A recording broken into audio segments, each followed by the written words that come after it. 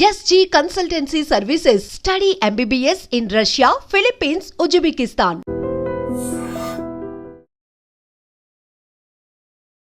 Hi sir. Hi.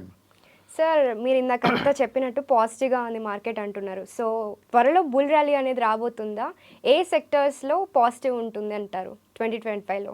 Okay, short answer ఏమిటంటే ఈ క్వశ్చన్కి బుల్ ర్యాలీ వెంటనే రావట్లేదు నా అసెస్మెంట్. ఓకే, ఇప్పుడే మనం జస్ట్ అబౌట్ రికవర్ అయ్యి మనం ముందుకు వెళ్తున్నాం మనం. సో మేబీ బుల్ ర్యాలీ రావడానికి ఒక 1 year పట్టచ్చు, 6 months 12 months పట్టినా మనం ఆశ్చర్యపోకలేదు. ఈ ఎగ్జిస్టింగ్ ర్యాలీ కానీ సస్టైన్ అయితే అప్పుడు మనం can talk of really ramping up and really taking of. Okay, ఇప్పుడు చాలా సెక్టర్స్లో మనం ఇప్పటికీ కొంచెం బ్యాక్ అండ్ ఫోర్త్లో ఉన్నాం మనం. మన ఎకానమీ కూడా ఇప్పుడిప్పుడే కొంచెం రికవర్ అవుతున్నాం మనం. అందుకే మన ఆర్బీఐ కూడా మన రెపో రేట్ తగ్గించడం to push the economy forward, impetus ఇవ్వాలి, యాక్సిలేట్ చేయాలి గ్రోత్ అని, ఇవన్నీ ఫ్యాక్టర్స్ మనకి ఉంటాయి. తర్వాత అఫ్ కోర్స్ ఈ geo political tensions are really causing concern for Indian economy. ఎంత లేదనుకున్నా మన ఎక్స్పోర్ట్స్ ఇంపోర్ట్స్ మీద ఆధారపడుతుంది కాబట్టి మనం ఇదంతాను అది మనం చూసుకోవాలి. ఈ సిట్యుయేషన్లో డిఫెన్స్ సెక్టర్స్ చాలా బాగా ఉండే అవకాశం ఉంది అనుకోవచ్చు మనం. అదే అన్ని కంట్రీస్ కూడా డిఫెన్స్ మీద ఫోకస్ చేస్తున్నారు ఇప్పుడు, డెవలప్ చేసుకోవాలని చెప్పి. కరెక్ట్. దాంట్లో మొన్న ఇండియా పాకిస్తాన్ 1 week 10 days కాన్ఫ్లిక్ట్లో ఇండియన్ డిఫెన్స్ మీద చాలా వరల్డ్ ఫోకస్ ఎక్కువగా పెట్టడం జరిగింది. ఇండియన్ డిఫెన్స్ క్వాలిటీ కానీ, మన ఆర్మ్స్, మన వాడిన విధానం, ట్రైనింగ్ అని చూస్తే మన ఓన్ ఎక్విప్మెంట్ కూడా చాలా బాగా పెర్ఫామ్ చేస్తాం, అడ్వాన్స్గా ఉన్నాయని, మన సాఫ్ట్వేర్ కానీ మన ఇవన్నీ కూడా బాగా చేసామని చెప్పి చాలా ఆర్డర్స్ మనకి రావడం జరిగింది. సో మన డిఫెన్స్ తయారు చేసే కంపెనీస్ ఇండియాలో అవి కూడా చాలా ఫుల్ ఆఫ్ ఆర్డర్స్.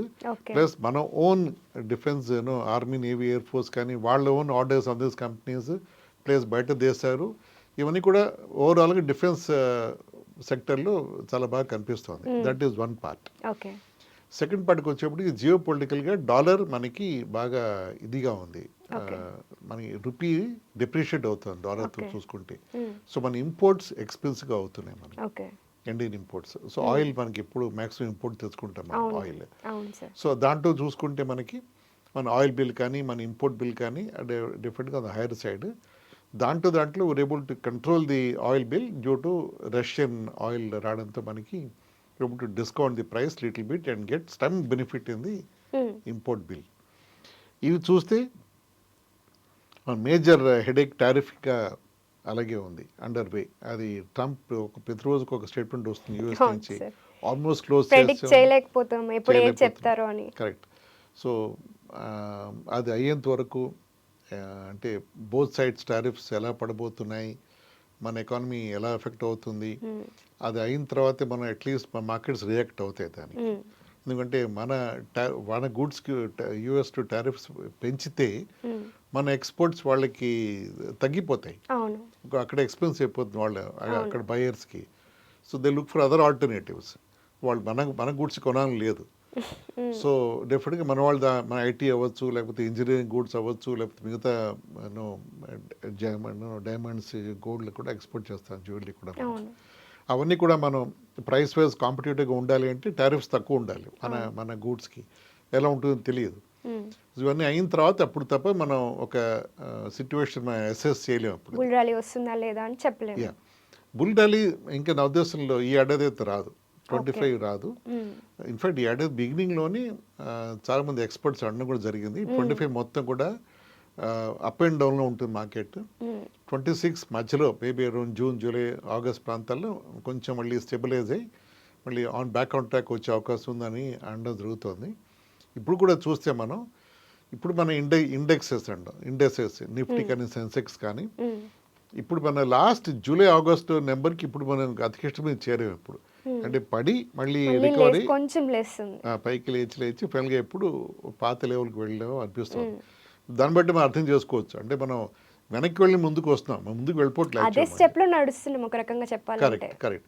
ఇలాగే ఉండబోతుందని మా అంచనా, మా ఎస్టిమేట్స్ చూస్తే. అదొకటి.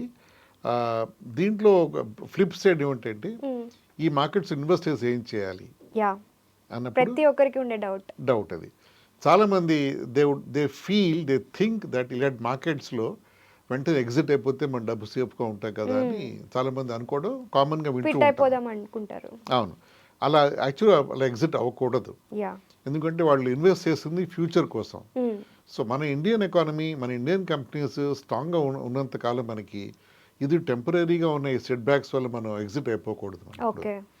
So it's on the contrary, ఈ టైంలో ఎక్కువ ఇన్వెస్ట్ చేయాలి మార్కెట్లో. ఓకే. బికాజ్ ఒక మార్కెట్లో మనకి మన ఇచ్చిన గూడ్స్ కానీ తక్కువ ప్రైస్లో ఉన్నప్పుడు మనం అమ్ముతామా కొంటామా, అది కొంటాం ఆ గూడ్స్ మనం. అవును. అలా మనం ఇలాగే దాన్ని ఆలోచించి కొనాలి దాన్ని మనం. ఓకే. లైక్ అంటే ఒక బిజినెస్ పెట్టాము, నష్టాలు వచ్చినా దాన్ని కొంచెం డెవలప్ చేసుకునేలాగా ఇంకొంచెం ఇన్వెస్ట్ చేసి డెవలప్ చేసుకోవడానికి చూస్తున్నట్లుగా సేమ్ ఇన్వెస్ట్మెంట్లో కూడా ఇటువంటి వచ్చినప్పుడు ఇంకొంచెం పెట్టి డెవలప్ చేసుకోవాలంటే. అబ్సల్యూట్లీ యూర్ రైట్, మంచి ఎగ్జాంపుల్ చెప్పారు.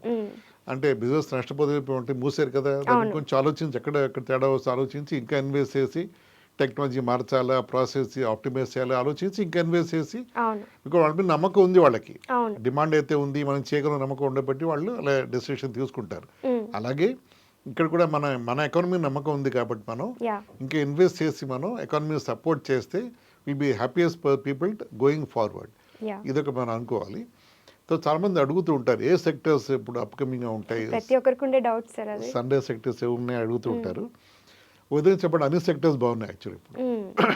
ఐటీ అవ్వచ్చు, డిఫెన్స్ మెయిన్ గా చెప్పాలి. డిఫెన్స్ అయితే సూపర్ లీటర్లో ఉన్నాం, హై ప్రైస్ లో ఉన్నాం. ఇంకా ప్రైస్ పెరుగుతా అంటే పెరగచ్చు, డిమాండ్ అంత ఉంది కాబట్టి పెరగచ్చు. కెపాసిటీ కూడా మన ఇండియన్ కెపాసిటీ పెంచుతున్నాం కూడా దాన్ని మనం. అండ్ లక్కీగా దాంట్లో majority are in government control. BEL అవ్వచ్చు, బీడిఎల్ అవ్వచ్చు, హెచ్ఏఎల్ అవ్వచ్చు, ఇవన్నీ గవర్నమెంట్ కంట్రోల్ ఉన్నాయి కాబట్టి దానికి ఇంకా బడ్జెట్స్కి వాటికి ప్రాబ్లం ఉండదు, ఫైనాన్స్ కూడా ప్రాబ్లం ఉండదు వాటికి.